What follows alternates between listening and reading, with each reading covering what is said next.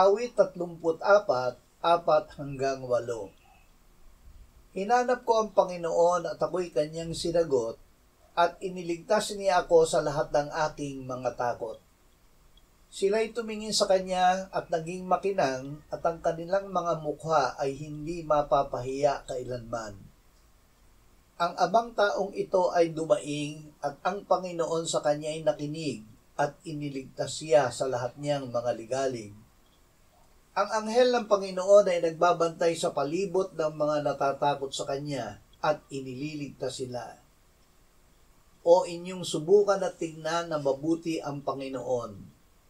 Maligaya ang tao na sa kanya'y nanganganlong. Hanapin ang Panginoon. Kung nagdurusa, ang unang hanapin ay ang Panginoon. Inyong hanapin ang Panginoon habang siya'y matatagpuan. Tumawag kayo sa kanya habang siya'y malapit.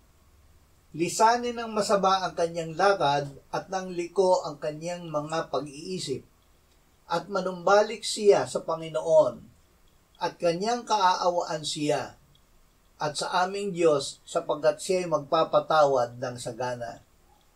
Si David ay nagpatotoo, hinanap ko ang Panginoon at ako'y kanyang sinagot at iniligtas niya ako sa lahat ng aking mga takot. Ang abang taong ito ay dumaing at ang Panginoon sa kanya'y nakinig at iniligtas siya sa lahat niyang mga ligalig.